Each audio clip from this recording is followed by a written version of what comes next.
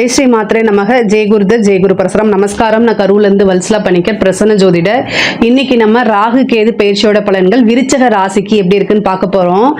இந்த ராகு கேது எப்போ பயிற்சி ஆகுது அப்படின்னா, திருக்கணிதப்படி 2025 மே மாதம் 21ஆம் தேதியும், வாக்கியப்படி 2025 ஏப்ரல் மாதம் 26ஆம் தேதியும் ராகு மீன ராசியிலிருந்து கும்ப ராசிக்கும், கேது கன்னி ராசியிலிருந்து சிம்ம ராசிக்கும் பயிற்சி ஆகுது. பொதுவாகவே ராகு கேதுக்கள் வக்ர கிரகங்களா இருக்கு. ஸோ வக்ர கிரகங்கள் அப்படின்னா பின்னோக்கி தான் நகரும். இப்போ இந்த குரு சனி எல்லாம் எடுத்துக்கிட்டீங்க அப்படின்னா அவங்கெல்லாம் 5 மாத காலகட்டங்கள் கிட்டத்தட்ட வக்ரமா இருப்பாங்க. அதுக்கப்புறம் வக்ர நிவர்த்தி ஆயிட்டு திரும்ப அடுத்தது முன்னோக்கி தான் நகர்ந்து போவாங்க. 1ஆம் இடத்துல இருந்தா 2, 3, 4ன்னு. அதே மாதிரி சுக்கிரன், புதன், இந்த மாதிரி செவ்வாய், இந்த கிரகங்கள்லாம் சில நாட்கள் வக்ரமா இருப்பாங்க. அப்புறம் அந்த வக்ர நிவர்த்தி ஆயிட்டு அதே மாதிரி அசெண்டிங் ஆர்டர்ல போவாங்க. 1, 2, 3 அந்த மாதிரி அடுத்தடுத்த கட்டங்கள்ல பயிற்சி ஆவாங்க. ஆனா இந்த ராகு கேதுக்கள் மட்டும் எப்பவுமே வக்ர கிரகங்கள், ஆல்வேஸ் வக்ர கிரகமா இருக்கனால எப்பவுமே பின்னோக்கி தான் நகரும். அப்போ என்னன்னா 10ஆம் இடத்துல இருந்து 9ஆம் இடம், அப்புறம் 8 அந்த மாதிரி நகர்வாங்க. ஸோ அதனால இவ்வளோ நாளா உங்களுக்கு ராகு 5ஆம் இடத்துல இருந்துச்சு விருச்சக ராசியை பொறுத்த வரைக்கும். இப்ப ராகு 5ஆம் இடத்துல இருந்து 4ஆம் இடத்துக்கும், கேது உங்களுக்கு 11ஆம் இடத்துல இருந்துச்சு, 11ஆம் இடத்துல இருந்து 10ஆம் இடத்துக்கும் பயிற்சி ஆகுது. உங்க ராசி பொறுத்த வரைக்கும் ராகு கேதுக்கள் ராகு 4ஆம் இடத்துலயும், கேது 10ஆம் இடத்துலயும் பயிற்சி ஆகுது. இதோடைய பலன்கள் என்னன்னா ரொம்ப நல்லா இருக்கு. பொருளாதாரத்தை பொறுத்த வரைக்கும் நல்லா இருக்கு. விருச்சக ராசி எடுத்துக்கிட்டாலே நல்ல பலன்கள் சொன்னாலே எதுவுமே நடக்க மாட்டேங்குது அப்படின்னு கமெண்ட்ஸ்ல சொல்றீங்க. அதாவது இவ்வளவு நாளா சனியோடைய தாக்கம் வந்துச்சு, இனி சனியோடைய பார்வை உங்க ராசிக்கு இல்லை. ஸோ அதனால ராகு கேதுவும் நல்ல பொசிஷன்ல தான் வரப்போகுது. அதே மாதிரி குருவோட பார்வை உங்களுக்கு அஷ்டம குருவா மாறினாலும் குரு 4ஆம் இடத்துல இருக்கக்கூடிய ராகுவை பார்வை கொடுத்துருவாரு. ஸோ அப்போ ராகுனால நன்மைகள் மட்டும்தான். அதனால பிரச்சனையே இல்லை உங்களுக்கு. இந்த ஒரு வருடம் உங்களுக்கு ரொம்ப ரொம்ப அருமையா இருக்கு. அடுத்து வரக்கூடிய 1.5 வருடம் ரொம்ப நல்லா இருக்கு. பொருளாதார வளர்ச்சியை பொறுத்த வரைக்கும் ரொம்ப நல்லா இருக்கு. பொதுவாகவே விருச்சக ராசியை பொறுத்த வரைக்கும் எந்த ஒரு பிரச்சனைனாலுமே அதை ஈஸியா கையாளுவீங்க. அதே மாதிரி இதையும் பண்ணுங்க. இந்த நாளில் வந்திருக்கக்கூடிய ராகு பல அற்புதமான விஷயங்கள்லாம் செய்ய போறாரு. 10ஆம் இடத்துல வந்திருக்கக்கூடிய கேது தொழிலில் சிறு சிறு தடைகள் அல்லது தாமதத்தை கண்டிப்பா கொடுப்பாரு. அதுக்கு நீங்க வழிபாடு பண்ணிக்கங்க. செவ்வாய்க்கிழமை ராகு காலத்துல துர்க்கைக்கு நீங்க விளக்கு போட்டு வணங்கிக்கங்க. அதே மாதிரி செவ்வாய்க்கிழமை யமகண்ட நேரத்துல விநாயகர் வழிபாடும் கண்டிப்பா நீங்க பண்ணணும். தொழில் ரீதியா எந்த பிரச்சனைகள் இருந்தாலுமே, ஏன்னா தொழில் ஸ்தானத்துக்கு கேது வந்திருக்கனால 10ஆம் இடம்ங்கிறது தொழில் ஸ்தானம். ஸோ அதனால தொழிலுக்கு நீங்க பார்க்கக்கூடிய உத்தியோகத்துக்கு எந்த வித பிரச்சனைகள் இருந்தாலும் யமகண்ட நேரத்துல, அதாவது செவ்வாய்க்கிழமைங்கிறது உங்களுடைய நாட்களா இருக்கனால செவ்வாய்க்கிழமை வரக்கூடிய யமகண்ட நேரத்துல விநாயகருக்கு நீங்க தீபம் போடுங்க. 2 தீபம் போடணும். தேங்காய் எண்ணெயில வெள்ளருக்கு திரி இருக்கு இல்லைங்களா, அதுல நூல் சுத்திட்டு தேங்காய் எண்ணெயில ஊற வைங்க. ஏன்னா டக்குன்னு போட்டீங்கன்னா அது எரியாது, அணைஞ்சு போயிடும். அது ஒரு அபசகுணமா மாறிடும். ஸோ முதல் நாளே நீங்க ஊற வச்சுட்டீங்கன்னா நல்லா ஊறிடும். அதுக்கப்புறம் நீங்க தீபம் பொருத்தும் போது நின்று எரியும். தீபம் மண் அகல் தீபம் போடுங்க. தேங்காய் எண்ணெயில சுத்தமான செக்கில் ஆட்டின நல்ல பியூரான தேங்காய் எண்ணெயில போடுங்க. கண்ட எண்ணெயில போட்டுறாதீங்க, அதுவே அப்புறம் ஒரு தோஷமா போயிடும். தேங்காய் எண்ணெயில விநாயகருக்கு வெள்ளருக்கு திரியில தீபம் போடுறது ரொம்ப ரொம்ப விசேஷம். அதை போடுங்க. தொழில் ரீதியா எவ்வளவு பிரச்சனைகள் இருந்தாலும் சரிங்க, உங்களுக்கு எத்தனை பிரச்சனை இருந்தாலும் சரி, எடுத்த காரியங்கள்ல எல்லாமே தடையா இருக்கு, எடுத்த காரியங்கள் சக்சஸ் ஆக மாட்டேங்குது, ஃபெயிலியர் ஆகுது அப்படின்னா இந்த பரிகாரத்தை செய்யுங்க. கண்டிப்பா உங்களுக்கு ஒரு நல்ல பலன்கள் உறுதியாக இருக்கு. ராகு 4ஆம் இடத்துக்கு வந்திருக்காரு. நல்ல, அதாவது நீங்க இவ்வளோ நாளா இருந்த இந்த ஹெல்த் இஷ்யூ எல்லாமே காணாம போயிடும். உங்களுக்கு இவ்வளோ நாளா ஹெல்த்தில் ஏதாவது ஒரு இஷ்யூ வந்துட்டு இருக்கும். இல்லை அப்படின்னா மன ரீதியா, அதாவது ஒன்று உடல் ரீதியா பாதிப்புகள் அல்லது மன ரீதியா பாதிப்புகள் கொஞ்சம் இருக்கும். ஏன்னா சனியோடைய 10ஆம் பார்வை உங்களுக்கு இருந்துச்சு, இப்போ சனியோடைய பார்வையும் போயிருச்சு. அதே மாதிரி ராகு தான் 4ஆம் இடத்துக்கு வந்திருக்காரு. 4ஆம் இடத்துலையும் கேது 10ஆம் இடத்துலையும் வந்திருக்கனால பொருளாதார ரீதியா நிறைய உயர்வு தான். ஏன்னா 4ஆம் இடம் அப்படிங்கிறது ஒரு கேந்திரஸ்தானம், 10ஆம் இடமும் அப்படிங்கிறது கேந்திரஸ்தானம். கேந்திர ஸ்தானங்கள்ல வந்து அசுப கிரகங்களுக்கு நல்லது தான். அதனால உங்களுக்கு நிறைய நன்மைகள் தான் நடக்க போகுது.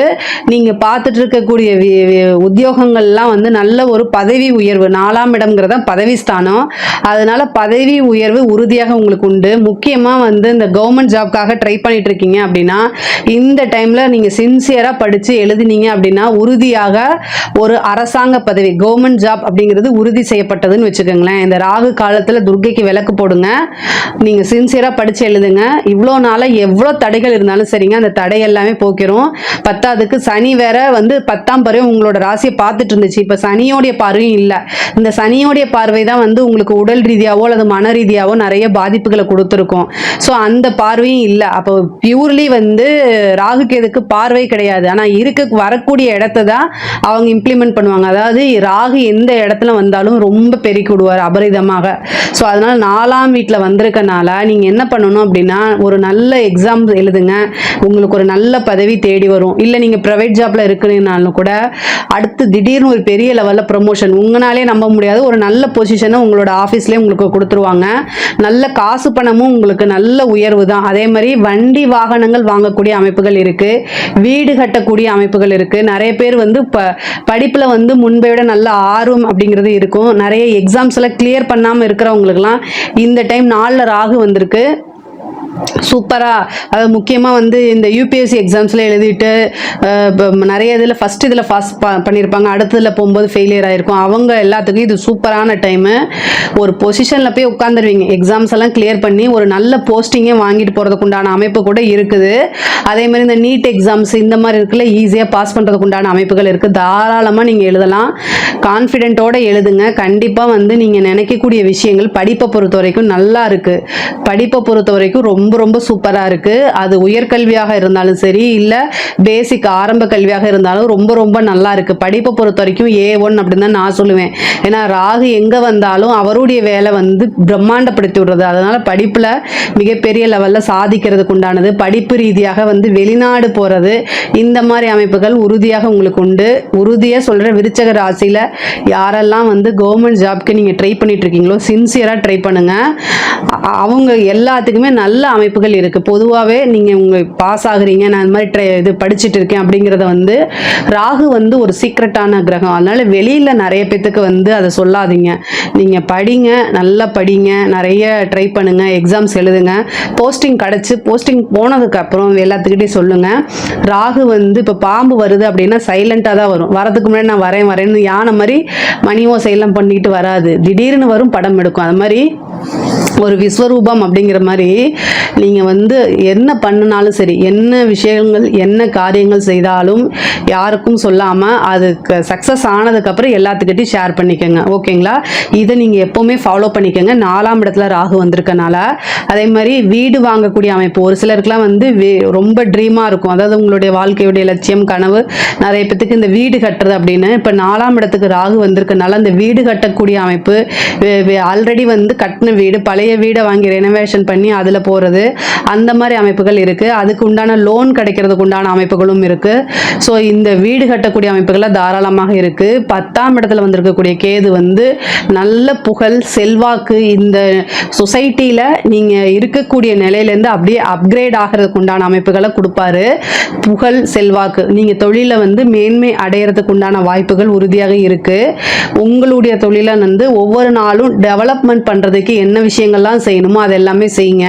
ஆனால் ஃபஸ்ட்டு அட்டம்ப்ட்லேயே அது இதாகாது. செகண்டு தேர்டு அந்த மாதிரி ஆகும்போது உங்களுக்கு உறுதியாக சக்ஸஸ் கிடச்சிரும். புதுசாக தொழில் தொடங்கலாமானா தாராளமாக தொடங்கலாம். ஒரே தொழிலை இன்னொரு பக்கம் ஷிஃப்ட் பண்ணலாமானா அதுக்குண்டான அமைப்புகளும் இருக்குது. தொழிலை பொறுத்த வரைக்கும் நல்ல காசு பணம் வர்றது, செல்வாக்கு செழிப்பு எல்லாமே உயரக்கூடிய அமைப்புகளை தான் இருக்குது. 10ஆம் இடம்ங்கிறது வந்து தொழில் மட்டும் கிடையாது, உத்தியோகத்தையும் குறிக்கக்கூடியது. உத்தியோகத்தில் ஒரு நல்ல மாற்றம் உறுதியாக இருக்குது. நிறைய பேருக்கு வந்து வெளிநாடு போகக்கூடிய அமைப்புகளும் இருக்குது.